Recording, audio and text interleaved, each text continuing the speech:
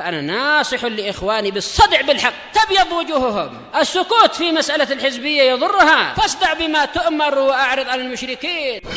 سلامي على دماج ورجالها والشيخ يحيى ودار العلم يا سلام.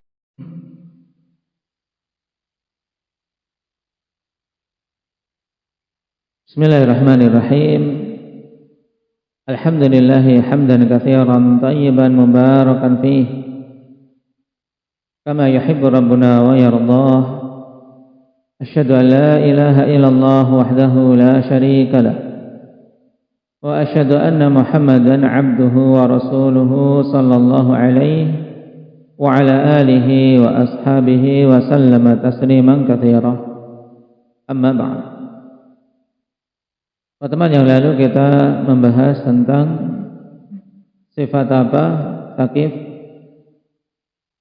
sifat amanah. Amanah itu apa?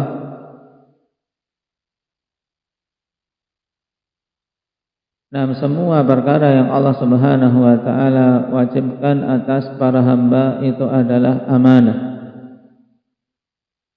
Adapun amanah dari sisi itu suatu sifat.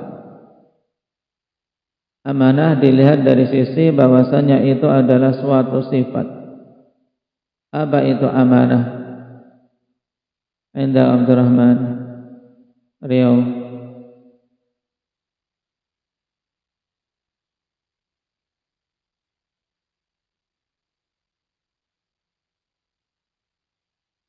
Kemarin telah kita sebutkan.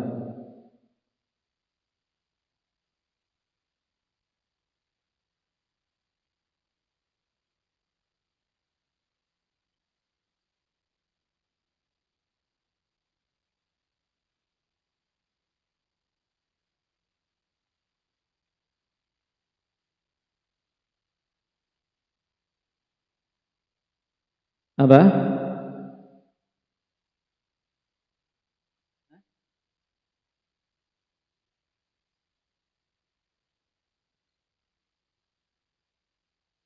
Nah, indak ya syukran.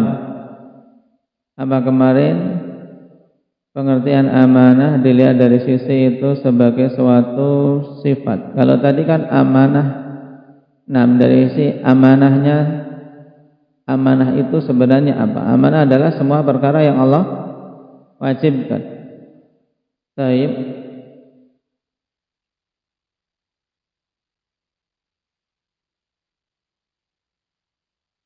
Apa itu amanah?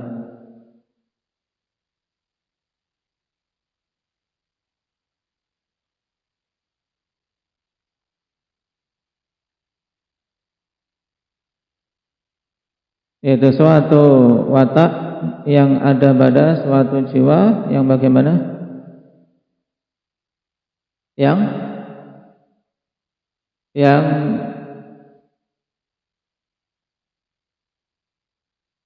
seseorang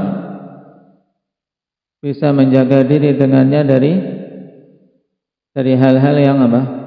Yang bukan haknya, dan bisa menunaikan dengan sifat amanah ini hal-hal yang menjadi kewajibannya. Ini mudahnya. Ini amanah sebagai suatu akhlak, khuluqun thabitun fin nafsi ya'ifu bihil insanu amma laysa lahu bihi haqqun wa yu'addi bihi ma 'alaihi aw ladaihi min haqqin li ghairihi. Intinya berarti apa? Amanah itu suatu akhlak yang ada pada seseorang yang dengannya dia bisa menjaga diri dari mengambil hal-hal yang bukan haknya, dan dengannya dia bisa menunaikan perkara-perkara yang menjadi kewajibannya. Yang bukan haknya tidak akan diambil, itu amanah. Kemudian yang menjadi kewajibannya akan dia tunaikan, itulah amanah. Baik. Nah, sekarang kita masuk pada sifat yang ketiga, yaitu al-afaf.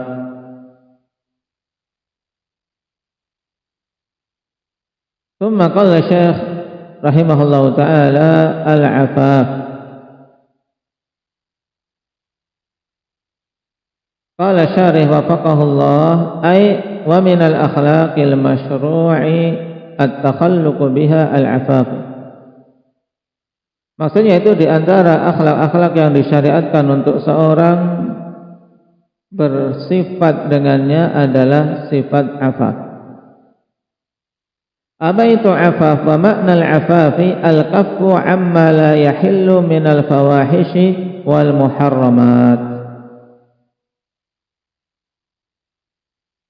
Al-afaf yaitu menahan diri dari hal-hal yang tidak halal, baik itu berupa perbuatan-perbuatan keji atau hal-hal yang diharamkan. Baik. Dan affah, afaf dari affa, fi'ilnya affa ya'ifu iffah. Afafah, jadi masdarnya bisa apa? Bisa iffah, bisa afaf. Sama itu afaf, bentuk masdar sama dengan iffah. Dari fi'il apa? Affa ya'iffu, bermakna kaffa yakufu. Apa makna kaffa yakufu? Menahan. Jadi berarti intinya apa? Sifat afaf adalah sifat di mana seorang mampu menahan dirinya dari hal-hal yang tidak halal dan tidak bagus.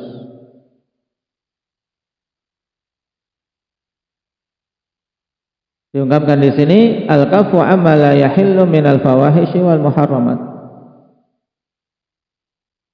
Qala ta'ala wal yasta'fifil ladzina la yajiduna nikahan hatta yughniyahumullahu min fadlihi. Sekarang bedakan di sini wal yasta'fif. Nah, di sini masdarnya apa? Berarti Khadir.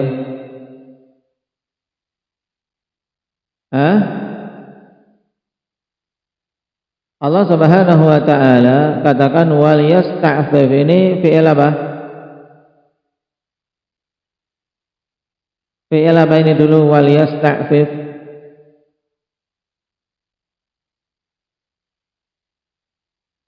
Fi'il mudhari'. Kenapa kok ada fi'il di kasrah? Wal yasta'fifi. Baik, karena kasrahnya kasrah 'aridah litakhallus min iltiqa'is sakinain, bukan kasrah asli tapi kasrah yang muncul karena apa? Karena untuk membebaskan dari pertemuan dua sukun. Aslinya apa? Wal yasta'fif. Dia kondisi apa? I'rabnya majzum karena lamul amr. Baik. Berarti di sini Allah Subhanahu wa taala memerintahkan untuk apa? Masdar dari yasta'fif apa?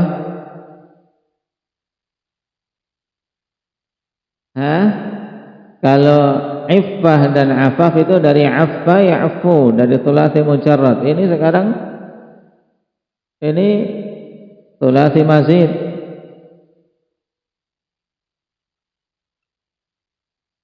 Masdarnya apa? Wafa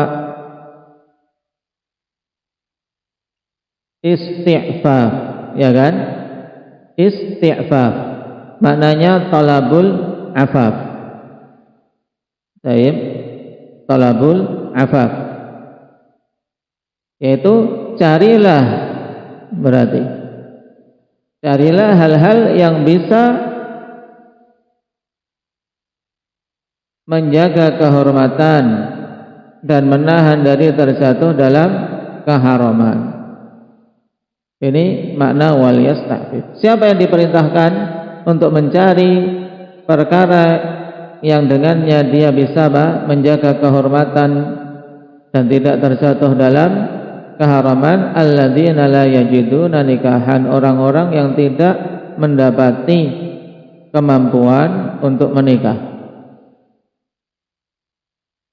Allah Subhanahu wa taala perintahkan, berarti hendaknya orang-orang yang mereka belum mendapati kemudahan untuk menikah hendaknya mencari, mengupayakan hal yang dengannya mereka bisa menjaga kehormatannya dan menjaga diri dari keharaman. Hatta yughniyahumullahu min fadlih, sampai Allah Subhanahu wa taala berikan kecukupan kepada mereka yang berupa anugerah dari sisi Allah Subhanahu wa taala. Nah, jelas di sini Allah Subhanahu wa taala perintahkan kepada siapa saja yang belum memiliki kemampuan menikah untuk isti'faf, liyatlubal iffah.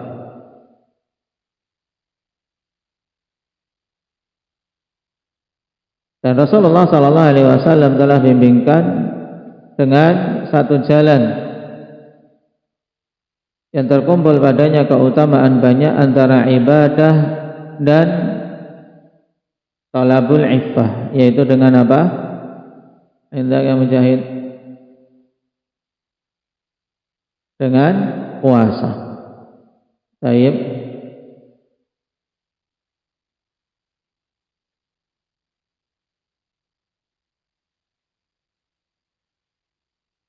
Wa dzakara Nabi sallallahu alaihi wasallam anna min as-sam'ati alladhi yudhilluhumullahu fi dhillihi yawma la dhilla illa dhilluh wa rajulun da'athum ra'atun dhatu mansibin wa jamalin faqala inni akhafullah. Dan Rasulullah sallallahu alaihi wasallam menyebutkan bahwasanya termasuk di antara 7 golongan yang Allah Subhanahu wa taala naungi, di bawah naungannya pada hari tidak ada naungan kecuali naungan Allah Subhanahu wa taala. Dan naungan ini dalam hadis yang lain dijelaskan bahwasanya itu adalah naungan arsy.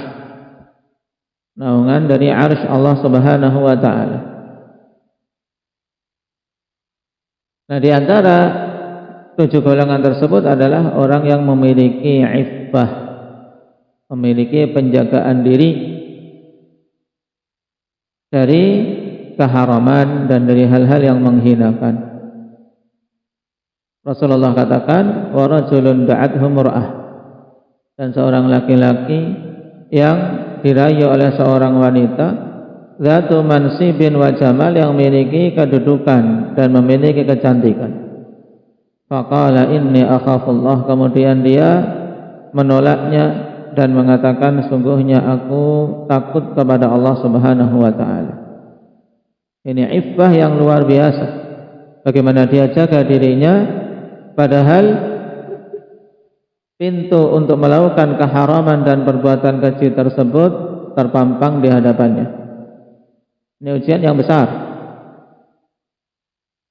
Dan ini salah satu dalil yang menunjukkan keutamaan iffah, di mana Allah Subhanahu wa taala akan berikan naungan kepadanya di hari yang tidak ada naungan kecuali naungan Allah Subhanahu wa taala.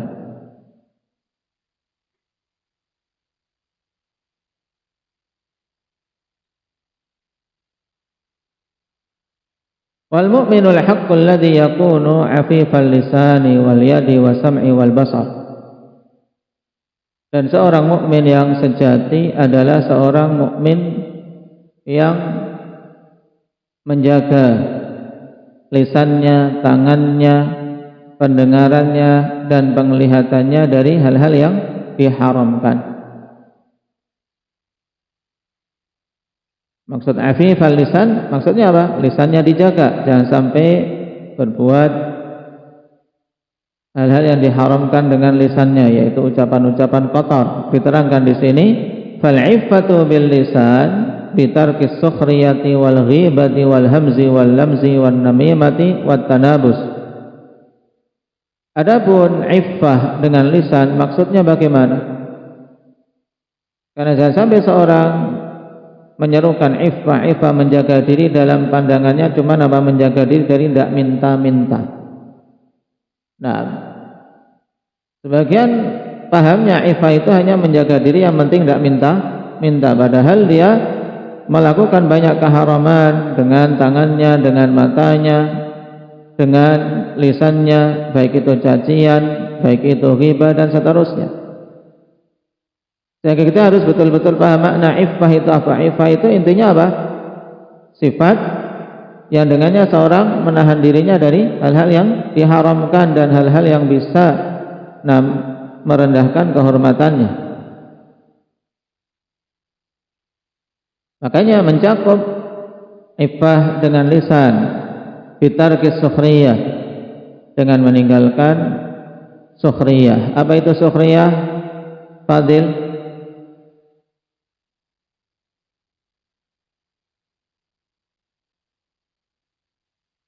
Mengecek, merendahkan orang lain. Wal ghibah, apa itu ghibah? Indaka Abdullah? Ngomongin orang dengan sesuatu yang tidak dia sukai. Tayyib. Bahasa Jawanya ngerasani. Nah, ghibah. Wal hamz, apa itu hamz? Abdurrahman Aceh. Mengecek dengan apa? Dengan perbuatan. Wal lamz, mengecek dengan ucapan. Nah, wan namimah wat tanabus. Namimah, apa itu namimah? Inda zikri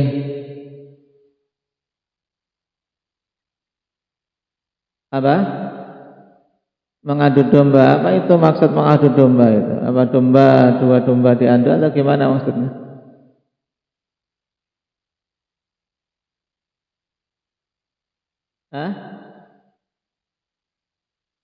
Manasin orang, masukkan ke ini pemandian air panas atau gimana? Mana sih nanti?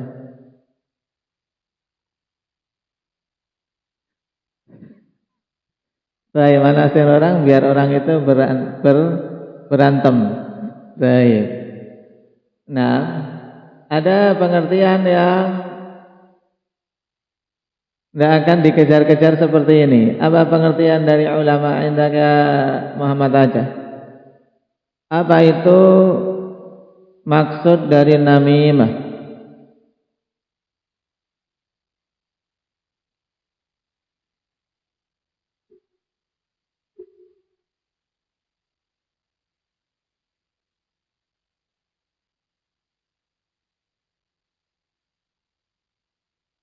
Mengutip perkataan seseorang disampaikan kepada yang lain, terus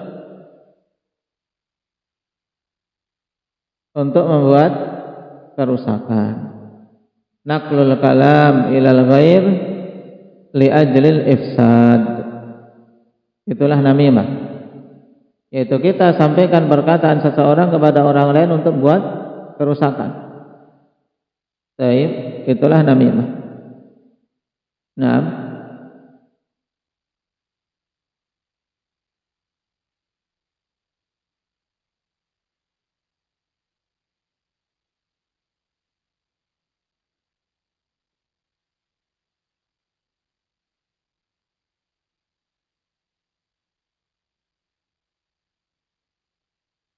kemudian berkaitan dengan al-hamzu wal lamzu, ikhwan.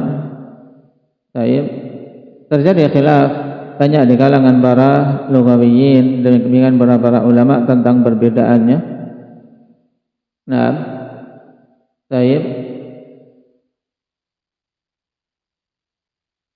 Al-hamzu, sebagian mengatakan al-hamzu celaan, ejekan bil qaul.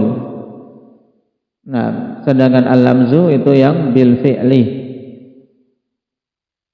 Hamz itu ejekan dengan ucapan. Kita ejek dengan apa? Ucapan, celaan, ta'an dengan ucapan.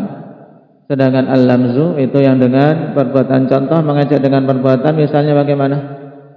misalnya menjulur-julurkan lidah atau mensifati gaya seseorang kemudian diketawakan dan seterusnya. Kemudian ada yang lain seperti yang disebutkan tadi, al-hamzu aibun nas wa ta'nu alaihim bil isyarati wal fi'l. Kebalikannya. Baik. Hamz itu adalah celaan kepada manusia dengan menggunakan isyarat dan perbuatan, sedangkan lams dengan ucapan. Jadi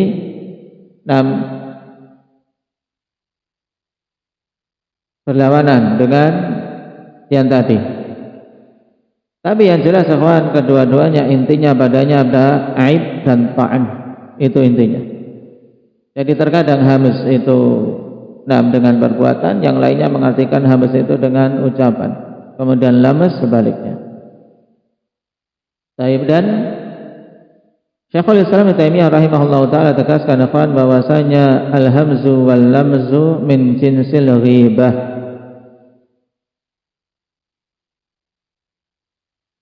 Kata beliau rahimahullah, wa min jinsil ghibah al-hamzu wal lamzu. Fa inna kilayhima fihi aibun nasi wa ta'nu alaihim. Termasuk dalam jenis ghibah adalah al-hamzu wal lams. Celaan dengan perbuatan atau dengan ucapan.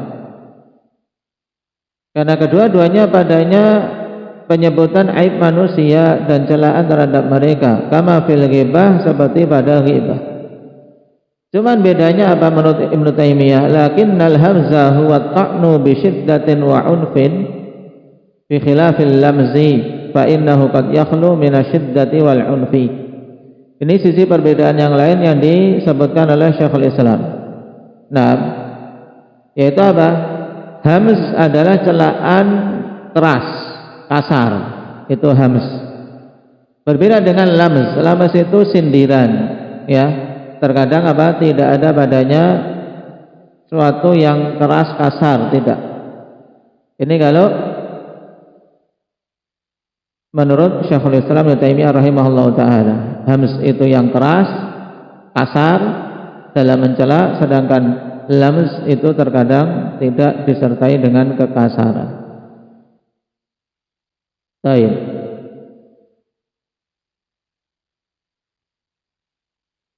Intinya kedua-duanya terkandung padanya celaan kepada manusia.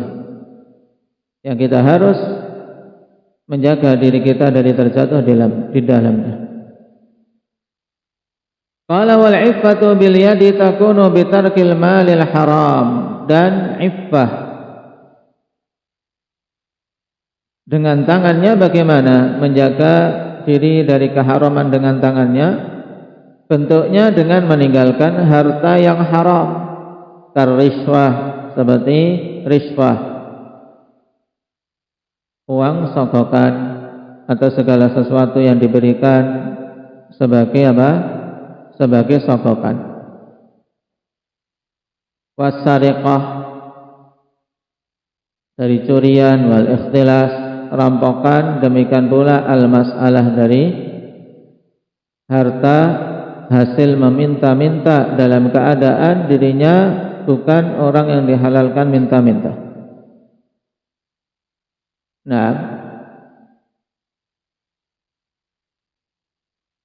Baik itu untuk pribadinya, untuk keluarganya.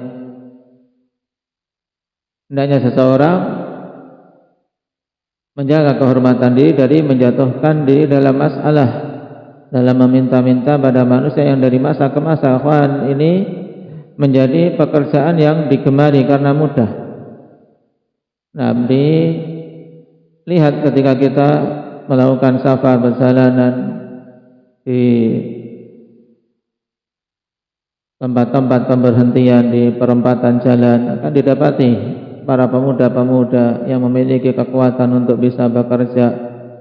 Mereka lebih memilih untuk minta-minta, mengemis, karena hasilnya lebih besar dibandingkan seorang yang bekerja dengan jalan yang halal. Akan tapi di sisi Allah Subhanahu wa taala, Nah, orang-orang yang seperti ini walaupun di dunia mendapatkan mungkin hasil besar, banyak dengan mudah, mereka sangat hina di sisi Allah Subhanahu wa taala dan juga hina di mata manusia. Qala wal iffatu bis sam'i 'anit tajassusi wa sama'il ghina wa ghairiha minal muharramat. Dan iffah dengan pendengaran yaitu menjaga diri dari tajassus, dari memata-matai, berusaha curi dengar, mencuri dengar pembicaraan orang yang mereka tidak menginginkan kita untuk mendengarnya, tajassus. Dan ini datang ancaman keras, kawan. Seorang berusaha nguping, ya, curi dengar pembicaraan orang yang mereka tidak suka kita ikut mendengarkannya. Datang ancaman keras. Ancamannya apa untuk orang yang seperti ini? Indah Abdurrahman, saran.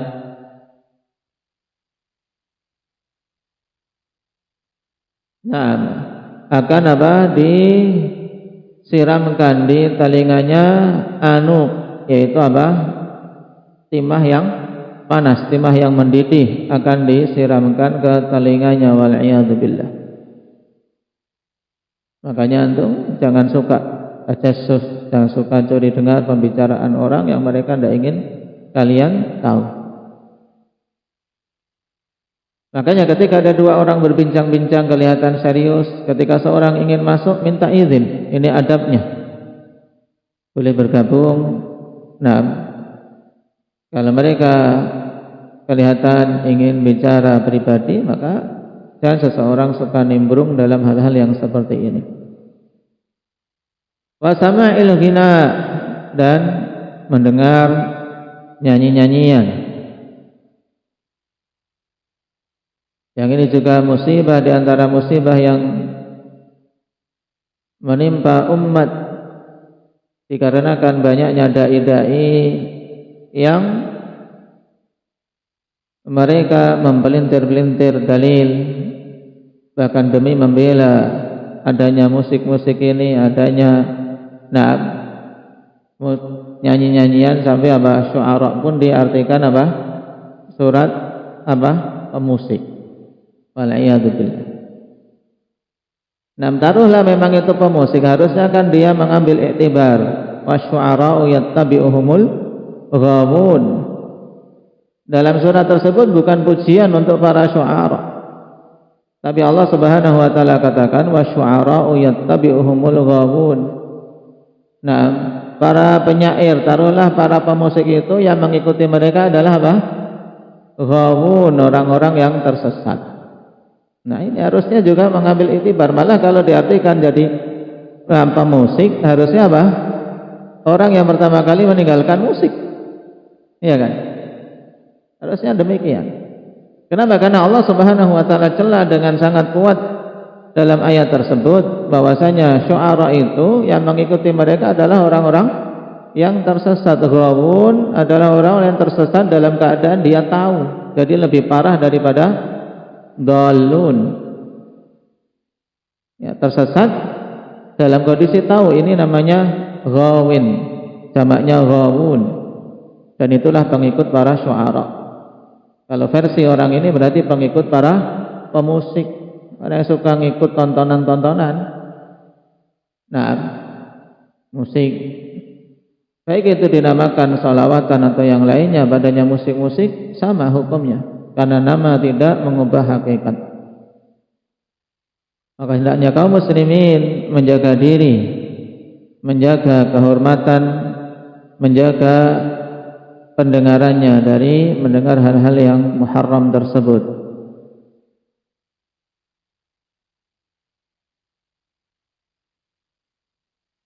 Yang Rasulullah SAW telah khabarkan tentang akan adanya kaum yang mereka menghalalkan zina, menghalalkan sutra dan alat-alat musik.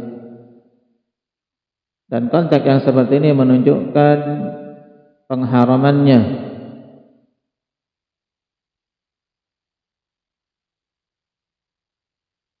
Qala wal iffatu bil 'ain bi sarfil basari 'ala al qabih wa ma la yahil.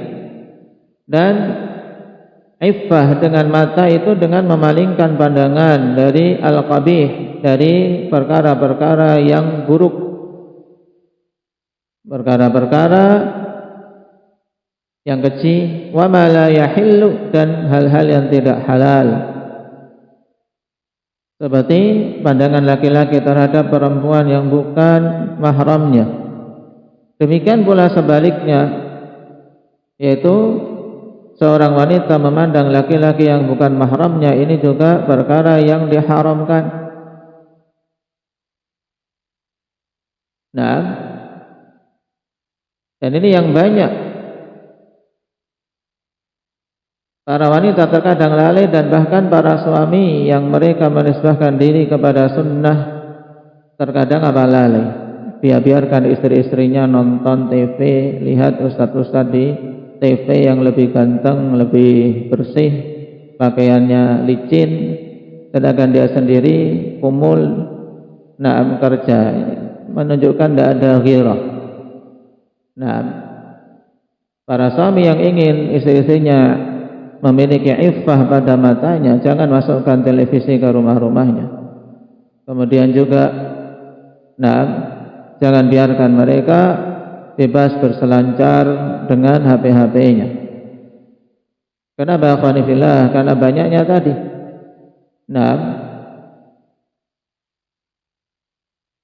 Penyeru-penyeru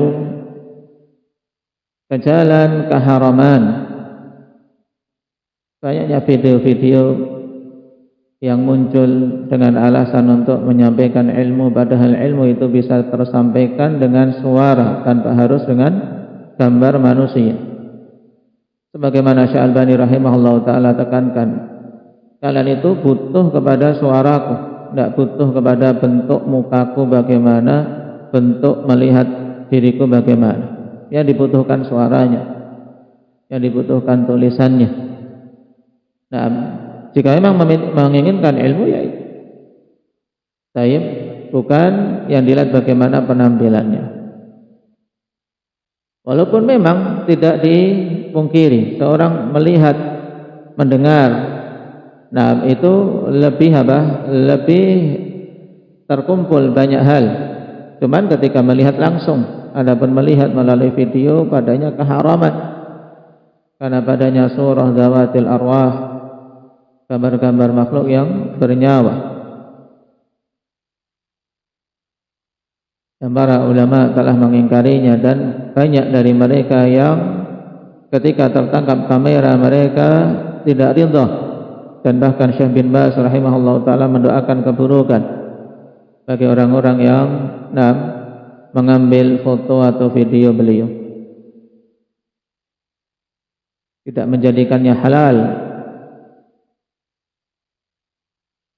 Qala wa qad kana Rasulullah sallallahu alaihi wasallam yas'alu rabbahu al-'afafa kama fi du'aihi sallallahu alaihi wasallam, Allahumma inni as'aluka al-huda wat-tuqa wal-'afafa wal-ghina. Dan adalah dulu Rasulullah sallallahu alaihi wasallam senantiasa meminta kepada Rabbnya sifat afaf ini sebagaimana dalam doanya. Nah, siapa yang belum hafal doa ini? Doa yang penting sekali yang setiap muslim, muslimah hendaknya menghafal dan mengamalkannya dalam banyak doanya.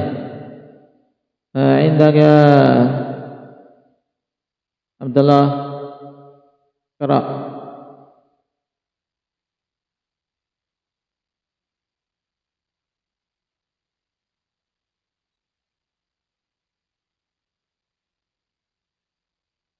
Allahumma inni as'alukal huda, ya Allah sungguhnya aku meminta kepadamu al-huda, petunjuk, wat-tuqa dan ketakwaan, wal-afafa dan sifat iffah, penjagaan diri dari hal-hal yang diharamkan yang tidak layak, wal-ghina dan meminta kecukupan. Tidak harus kaya, yang penting apa? Diberi kecukupan. Nah, dan kecukupan kekayaan yang sebenarnya adalah ghinal qalb, sebagaimana kata Rasul sallallahu alaihi wasallam, laisal ghina an kathratil arad walakinnal ghina ghinan nafs. Bukanlah kekayaan yang sebenarnya itu banyaknya harta benda, akan tapi kekayaan yang sebenarnya adalah kekayaan jiwa. Tercakup dalam al-ghina yang kita minta, kecukupan duniawi juga apa? Kekayaan jiwanya. Empat perkara ini hendaknya jangan sampai hari-hari kita, sujud kita, kemudian doa-doa kita luput dari melafatkannya. Qala wa hakadha ummatuhu min ba'dihi sallallahu alaihi wasallam fayambaghi an tas'ala rabbaha azza wa jalla al-'afaf. Maka demikian pula umat beliau setelahnya, sekiannya untuk mereka meminta kepada Allah Subhanahu wa taala sifat iffah. Karena kalau Allah Subhanahu wa taala tidak memberikan iffah, tidak memberikan sifat penjagaan diri dari hal yang haram, seorang tidak akan mampu. Kita ini lemah. Lihat godaan sedikit saja terkadang langsung apa? Langsung meleot. Langsung apa? Jatuh. Ya, tidak mampu. Apalagi godaan-godaan besar. Penuntut ilmu godaannya banyak. Jangan dikira godaannya sedikit, ketika seorang membaris, seorang maju dalam ilmunya, lebih tinggi dalam ilmunya, ini juga godaannya besar. Kalau tidak memiliki iffah, dia akan terjatuh dalam banyak keharaman. Ghibah, namimah, hasad kepada yang lain. Telah kita lewati pada pertemuan yang lalu, golongan yang paling banyak terjadi hasad pada mereka siapa? Indah ya Zaid.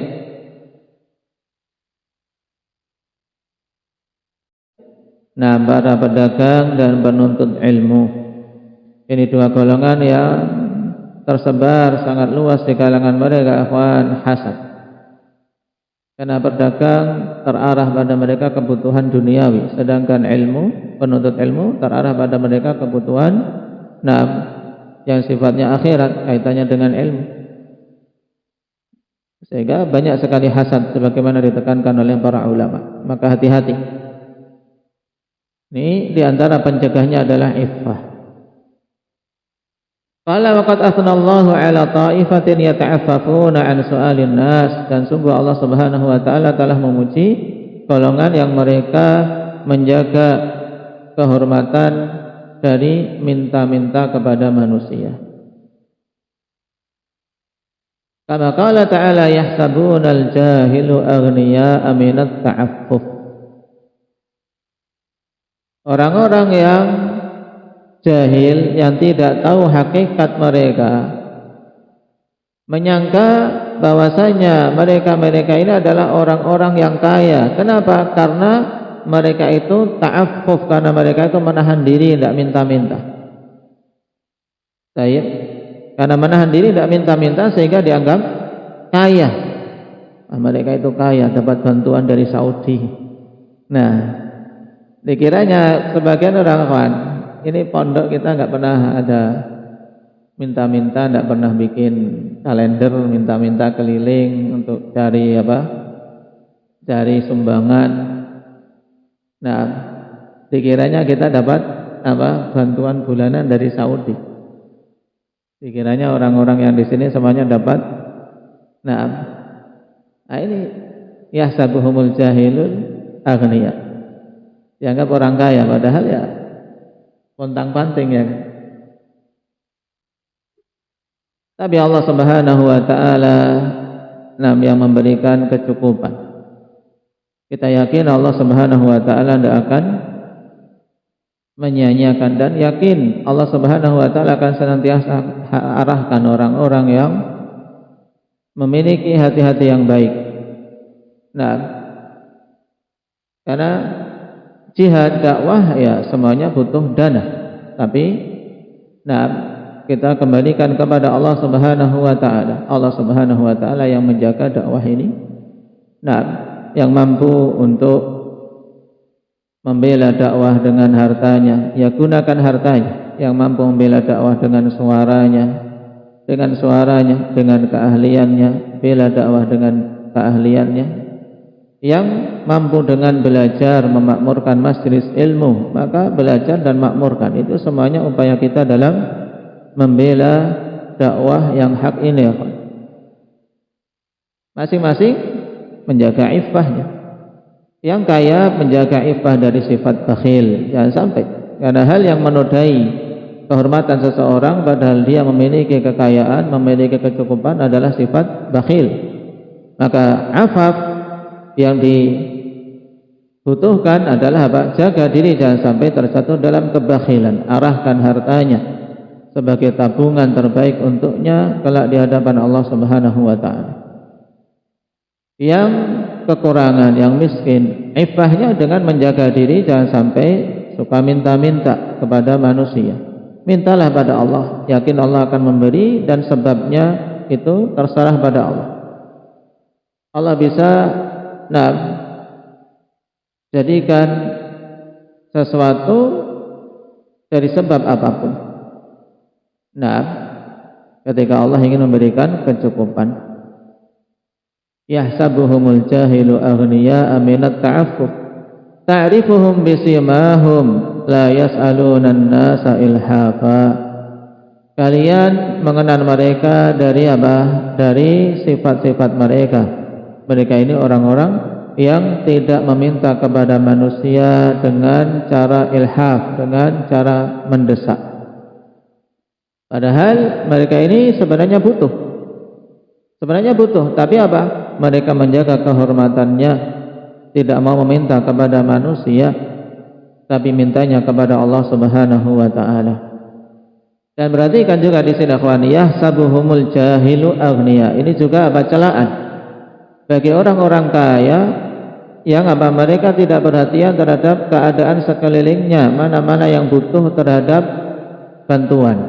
Karena Allah Subhanahu wa taala sifatnya di sini jahil.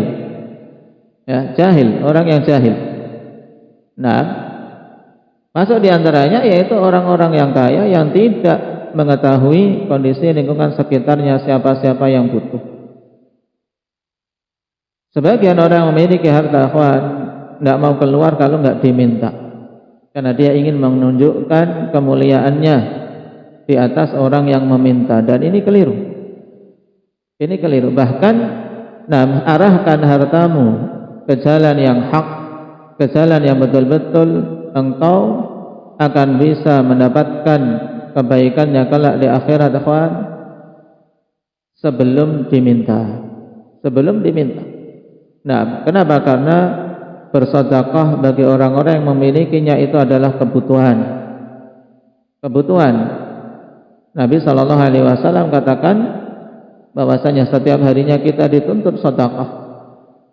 Yusbihu ala kulli sulama minan nasi alaihi sadaqah. Setiap pagi hari, kita masuk pagi hari, setiap ruas-ruas tubuh kita ini butuh untuk apa? Dikeluarkan sedekahnya 360 ruas. Ketika mampu memiliki harta untuk bersedekah, sedekahlah. Ketika tidak mampu, cari jalur sedekah yang lain dengan zikir, dengan ibadah, dengan salat duha dan seterusnya. Ini penting. Ketika masing-masing menjaga iffah, yang memiliki harta memiliki iffah, yang miskin memiliki iffah, yang memegang dakwah memiliki iffah, maka masing-masing akan tercapai kebaikan. Tayyib. Nasallallahu at-taufiq lima yuhibbuhu wa yardahu walhamdulillahi rabbil alamin.